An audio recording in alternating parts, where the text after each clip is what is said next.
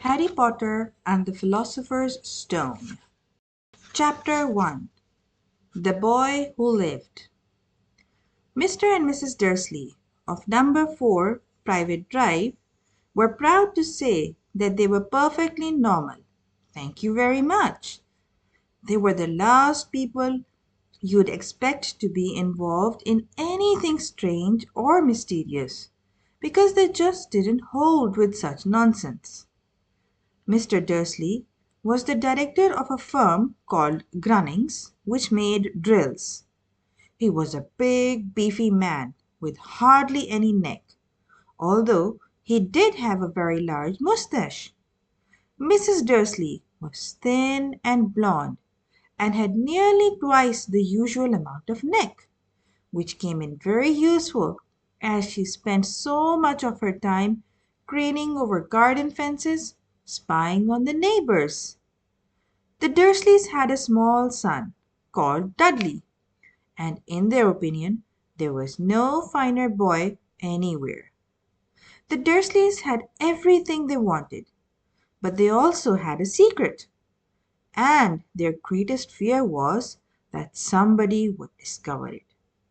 They didn't think they could bear it if anyone found out about the Potters.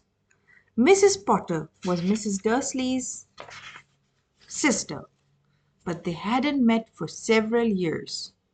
In fact, Mrs. Dursley pretended she didn't have a sister because her sister and her good for nothing husband were as un-Dursleyish as it was possible to be. The Dursleys shuddered to think what the neighbors would say if the Potters arrived in the street. The Dursleys knew that the Potters had a small son, too, but they had never even seen him. This boy was another good reason for keeping the Potters away. They didn't want Dudley mixing with a child like that. When Mr. and Mrs. Dursley woke up on the dull, grey Tuesday, our story starts. There was nothing about the cloudy sky outside to suggest that strange and mysterious things would soon be happening all over the country. Mr. Dursley hummed as he picked out his most boring tie for work, and Mrs. Dursley gossiped away happily as she wrestled a screaming Dudley into his high chair. None of them noticed a large tawny owl flutter past the window. At 8:30, Mr. Dursley picked up his briefcase, pecked Mrs. Dursley on the cheek, and tried to kiss Dudley good-bye, but missed, because Dudley was now having a tantrum and throwing his cereal at the walls. "Little tyke," chortled Mr. Dursley as he left the house. He got into his car and backed out of Number 4's drive. It was on the corner of the street that he noticed the first sign of something peculiar. A cat reading a map. For a second, Mr. Dursley didn't realize what he had seen. Then he jerked his head around to look again. There was a tabby cat standing on the corner of Private Drive, but there wasn't a map in sight.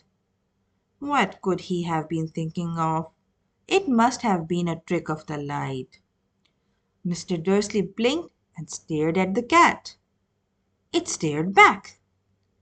As Mr. Dursley drove around the corner and up the road, he watched the cat in his mirror. It was now reading the sign that said Private Drive. No, looking at the sign.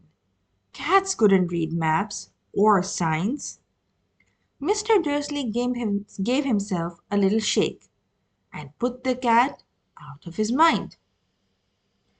As he drove towards town, he thought of nothing except a large order of drills he was hoping to get that day. But on the edge of town, the drills were out of his mind by something else. As he sat in the usual morning traffic jam, He couldn't help noticing that there seemed to be a lot of strangely dressed people about. People in cloaks. Mr. Dursley couldn't bear people who dressed in funny clothes. The get-ups you saw on young people. He supposed this was some stupid new fashion. He drummed his fingers on the steering wheel, and his eyes fell on a huddle of these weirdos standing quite close by. They were whispering excitedly. Mr. Dursley was enraged to see that a couple of them weren't young at all. Why, that man had to be older than he was, and wearing an emerald green cloak. The nerve of him! But then it struck Mr. Dursley that this was probably some silly stunt. These people were obviously collecting for something. Yes, that would be it. The traffic moved on, and a few minutes later, Mr. Dursley arrived in the Grunnings car park, his mind back on drills. Mr. Dursley always sat with his back to the window in his office on the ninth floor. If he hadn't, he might have found it harder to concentrate on the drills that morning. He didn't see the owls sweeping past in the broad daylight, though people down in the street did. They pointed and gazed open-mouthed as owl after owl spread overhead. Most of them had never seen an owl even at night time. Mr. Dursley, however, had a perfectly normal owl-free morning. He yelled at 5 different people, he made several important telephone calls, and shouted a bit more.